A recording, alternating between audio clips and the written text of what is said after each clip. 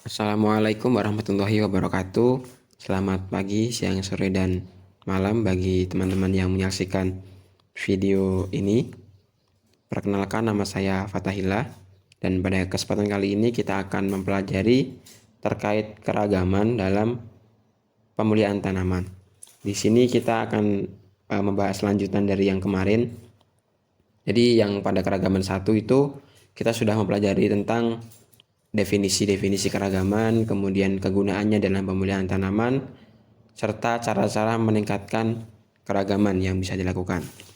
Nah, di part 2 ini kita akan lebih membahas teknis bagaimana pengamatan, kemudian bagaimana perhitungannya, analisis datanya, yang tentunya nanti dijadikan acuan dalam kita memuliakan suatu tanaman atau melakukan seleksi. Baik, yang pertama karakterisasi ya. Jadi karakterisasi ini merupakan bagian dari program pemulihan tanaman untuk mengetahui keragaman dan dilakukan untuk mengetahui sifat-sifat kuantitatif dan kualitatif penting pada tanaman. Artinya penting di sini adalah penting menurut kita. Dalam singkatnya atau skala lebih kecilnya, lebih khususnya, penting di sini adalah sifat-sifat apa sih yang ingin kita cari, yang ingin kita muliakan pada suatu tanaman, itu yang kita amati. Kemudian hasil dari sifat-sifat yang telah kita amati atau variabel-variabel itu nanti kita analisis. Bagaimana keragamannya, bagaimana nilai-nilainya, kemudian rentang nilai berapa yang akan kita seleksi untuk selanjutnya dimuliakan, seperti itu. Tapi karakterisasi ini juga berlaku luas untuk suatu tanaman secara utuh. Misalnya kita sudah mendapatkan tanaman baru, varietas baru atau galur baru. Nah, untuk karakterisasi biasanya dilakukan secara menyeluruh pada seluruh variabel-variabel pengamatan di tanaman. Nah, untuk prosesnya itu nanti kita akan mencari ciri spesifik yang dimiliki oleh tanaman yang digunakan untuk membedakan antara jenis tanaman atau antar individu tanaman atau satu antar jenis tumbuhan atau antar jenis populasi. Jadi misalkan tadi ya kita mempunyai satu galur, satu tanaman baru yang kita klaim itu adalah hasil kita dalam memuliakan satu tanaman.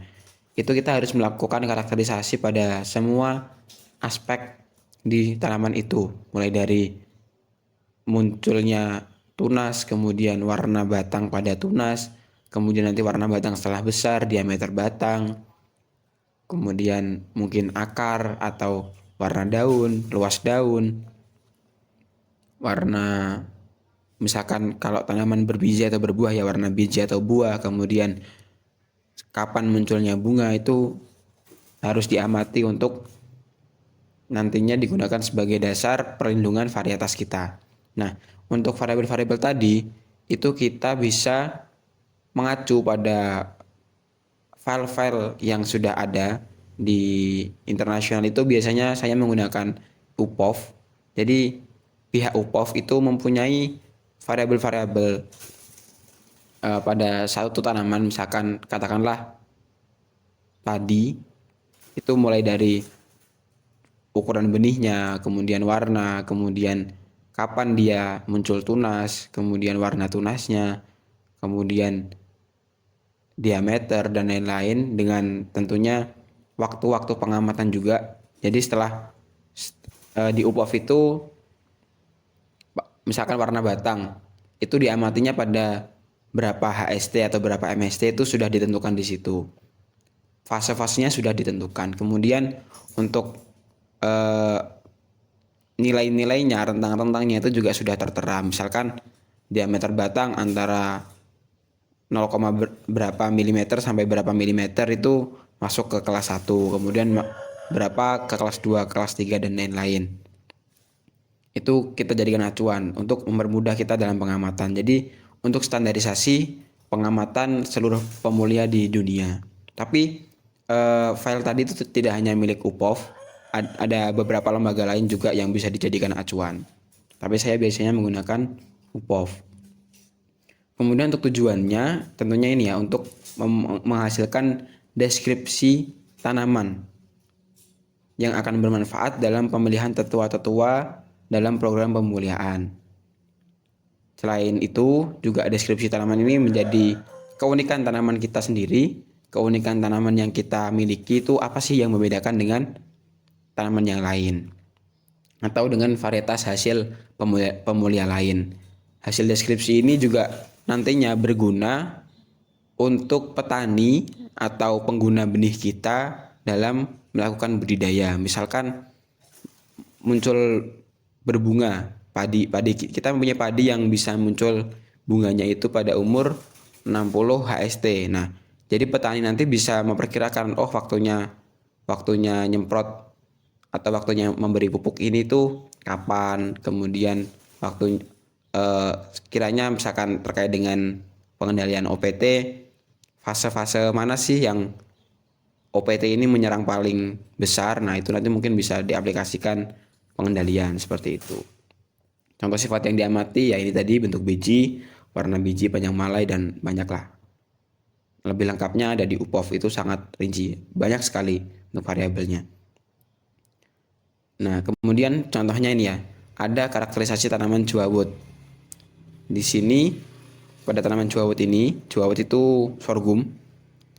Sifat yang diamati meliputi panjang malai, jumlah ruas batang, umur berbunga, dan variasi bentuk malai. Ini dalam jurnalnya Anas et al. 2018. Jadi artinya penulis ini, Anas, itu akan melakukan karakterisasi pada variabel-variabel tersebut, karena mungkin Anas ini akan melakukan pemulihan tanaman, akan menciptakan tanaman yang memiliki panjang malai sekian, ruas sekian, seperti itu. Tentunya nanti sesuai dengan yang diinginkan Anas untuk hasil tanamannya. Tapi setelah nanti Anas mendapatkan tanaman itu, dia harus melakukan karakterisasi dari awal tanam hingga panen untuk nantinya syarat administratif melakukan pendaftaran varietas atau pelepasan varietas atau hak paten atas tanaman tersebut. Kemudian untuk analisis data dari keragaman ini ya, yang pertama kita menggunakan varians itu ragam. Kemudian dilanjutkan dengan standar deviasi, ya ini lanjutannya varians lah, tinggal di akar aja kan. Kemudian ke koefisien variasi. Jadi untuk analisis keragaman kita simpelnya atau singkatnya itu bisa menggunakan 3 ini. Tapi dalam lebih lanjutnya banyak sekali analisis yang bisa digunakan, tergantung dengan kebutuhannya. Untuk tujuannya sendiri, analisis ini adalah mempelajari, memahami, dan mampu dalam mengerjakan perhitungan mengenai keragaman yang meliputi varian, standar deviasi, dan koefisien keragaman. Ini tujuan singkatnya dari praktikum materi ini. Kemudian ini untuk rumus perhitungan keragaman. Untuk varians, ini rumusnya seperti materi-materi statistika pada umumnya, tapi di sini ini adalah rumus untuk sampel, jadi sampling. Misalkan kita punya 300 tanaman, kemudian kita hanya mengamati sampel-sampel yang bisa mewakili populasi, jadi tidak melakukan pengamatan secara menyeluruh. Nah, itu sampling.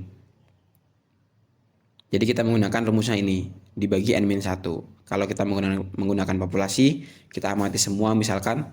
Nah, itu menggunakan rumus yang sama, cuma nanti dibaginya N. Kemudian untuk standar deviasi sama, tinggal di akar saja.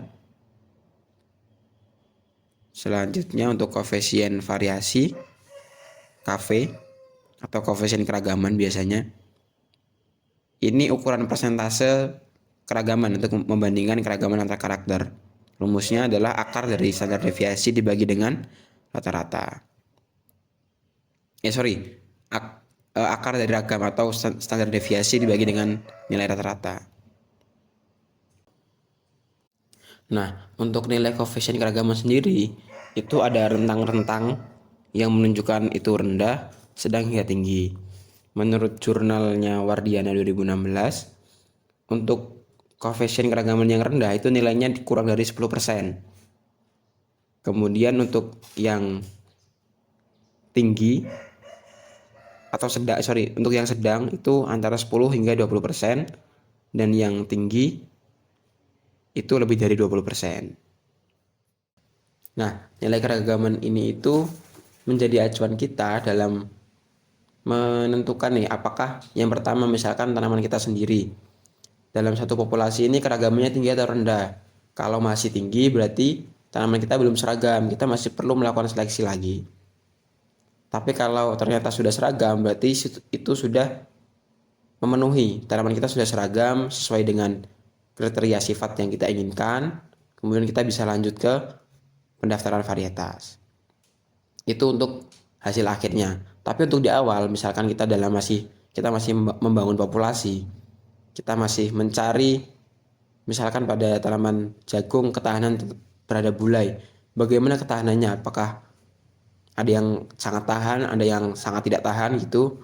Itu kita biasanya mencari keragaman yang tinggi. Jadi kita tanam dari beberapa jenis jagung, kita nanti harapkan populasinya itu sangat beragam.